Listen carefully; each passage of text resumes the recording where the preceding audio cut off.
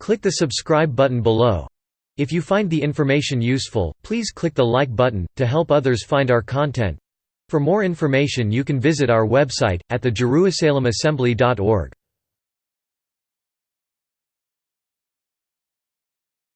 The Jerusalem Assembly. February 26, 2016. God's Indignation by Ruben D. Garcia. The Bible tells us that when God's wrath or his fury is kindled and the decrees derived from such anger are issued, its decrees are irrevocable. The scriptures tells us that there is little or no expectancy for God to change his mind after manifesting his discontent with mankind. From Genesis to Revelation we are constantly reminded of the deadly consequences when mankind believes he can outsmart God. From the early enemies of Israel to the present, all seem to conclude that the God of Israel is a God lacking decisiveness or intent. How wrong they are! The foolish can never hear the wisdom of the wise, therefore it is no surprise to find out that the same God the enemy of Israel adheres to is the same God that watches over Israel.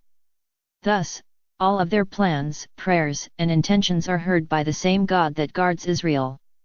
Simply, God knows all of what they are going to do.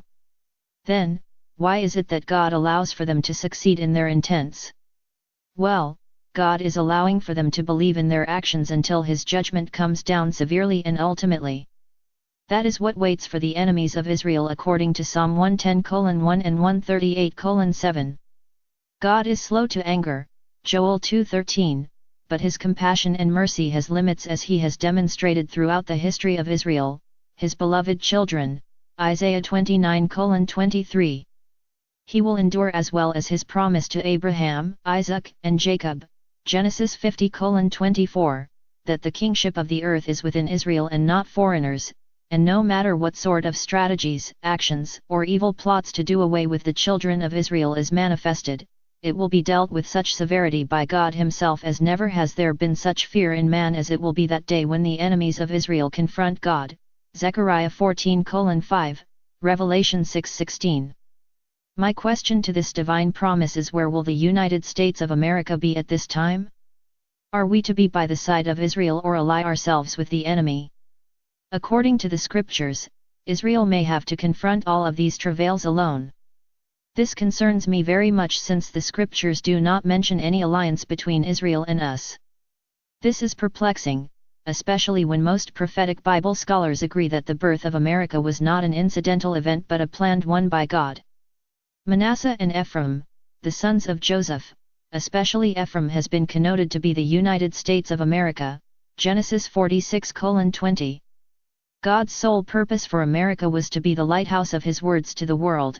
America was to have been the spiritual example of obedience, loyalty, and trust in God to the rest of the world.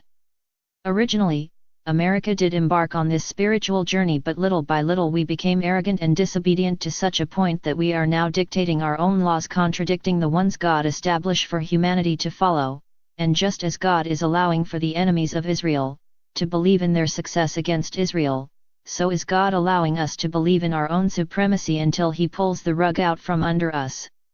So has the United States of America, USA, provoked indignation from God?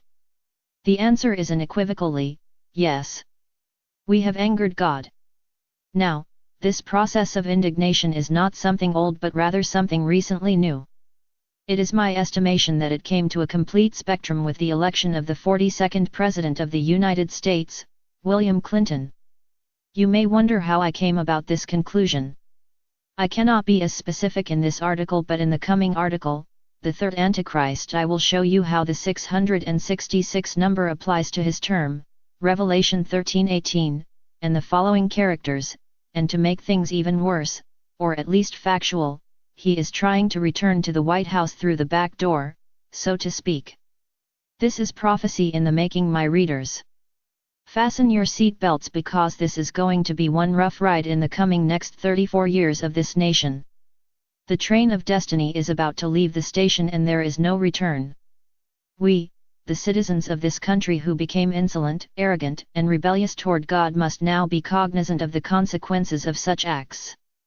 God has remained merciful and compassionate with humanity for over 2,000 years, and yet we are no more different than the people of the ancient times, conceited and vain. Yes, we have kindled God's indignation and we are on the verge of being brought to accountability for our actions. But to whom does the accountability fall over? Is every individual guilty? To some degree, yes, but for the most part our political system and our religious one are the culprits of our demise.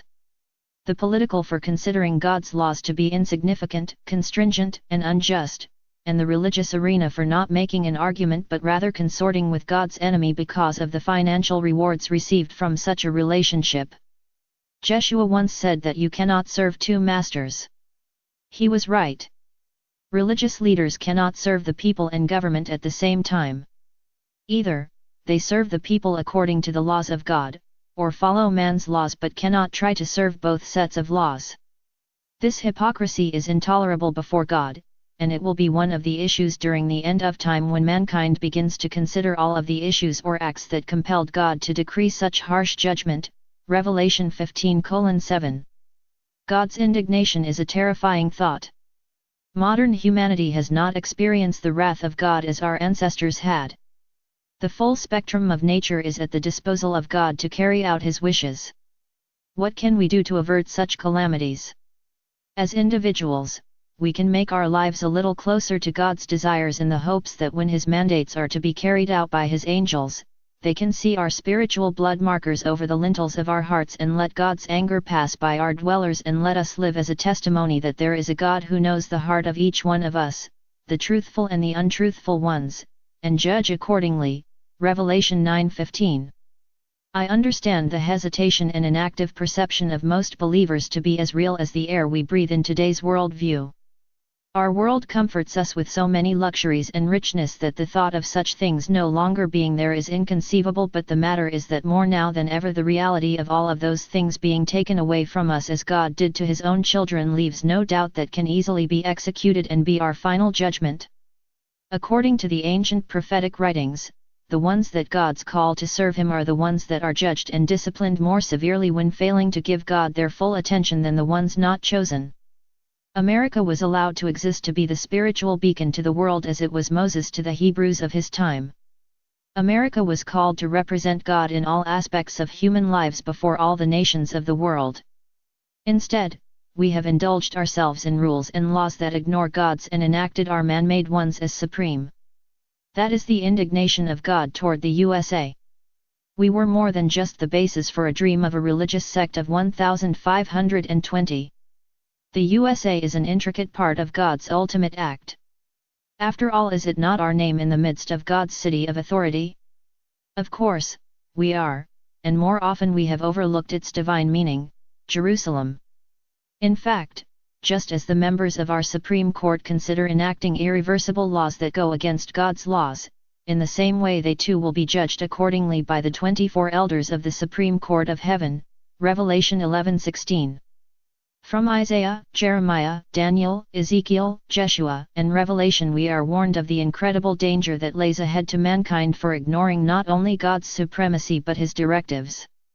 Since the year 2012 we have entered a period of darkness and quietness that shakes the core of a spiritual soul because mankind has not come to grip that this fabled peace we experience today is nothing more than the eye of the storm. The upcoming final stage of the divine storm is soon to come upon us, as Jeshua told his disciples. God's indignation over mankind, especially the USA, is real and quietly approaching our shores. 1 Thessalonians 5:2.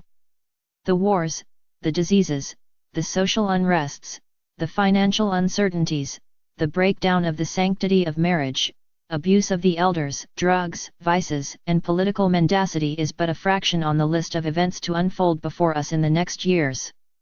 Yes, we have angered God and His patience has finally come to an end. This I wrote in my novel, God's Chosen Ones, and here we are just within a decade and it all will be real if the Clintons are allowed to return to the White House, because the onset of our demise began with them as the nation of Israel completed their first Jubilee year, 50 years. It is these cycles of Jubilee years that are entwined with us, the USA. However, no one could have predicted this in May 1948 when the prophecy of enacting the nation of Israel became a reality. but it was not until June 1967 that Bible scholars began to put the pieces together that they began to recognize the value of the year 1998 and who would be the USA leader at this time, because it would be in the hands of this individual that the onset of the events from the year 2000 to 2020 would either take effect or not. Had he been removed from office as the scandal came about rather than the populates becoming complacent and supportive of his ill behavior, Bush would not have been president and there would have not been an Iraq war, nor would have been a Syrian exodus with major ramifications in the future for Israel and Europe, and of course Obama would not have been a president either, and most important, the Middle East would not have been destabilized as it is now and forever will be. 2 Peter 3:10.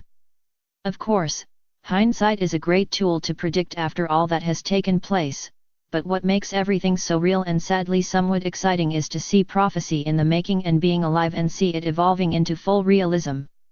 It is at times frightening but also encouraging because the Spirit reminds you that God is in control. It is a fact that the country still sees him, Mr. Clinton, as an idol with persuasive words and gestures, just as it was foretold by the prophets and Jeshua, Leviticus 26:1, Deuteronomy 31:17, Matthew 24:4, 11-12, and to see him convincing the nation of the greatness of his wife is definitely the hand of God at work, for it is he who opened the door of deception, denial, and falsehood from which the spirit of America fell through and cannot recover. Simply, the White House was defiled through him and will not be cleansed until the hand of God comes over it during the year 2028 when the fourth period of 4 years cycle is completed. More on this in the coming article, The Third Antichrist. So, there you have it, this political arena of 2016 is more than just a run for the presidency. It is a run for our destiny. Let's hope that God's indignation toward the USA does not include repeating the past of 1998. If it does, there is no doubt in my mind that the end is closer than originally thought. It is interesting that the psychic, the astrologers, the event seers are all very quiet. Usually, you have them stepping over each other, racing to let the world know of what is to unfold. Yet, the year 2016 has been a quiet one for all of them. I bet their astrological charts are showing many descending houses for America. There is much fear of the uncertainties of this election and the proper route to take for this country. However, I have the perfect solution to this dilemma: return to the ways of God as fast as we can before it is all too late. Matthew 24:20-21, 24. Shalom.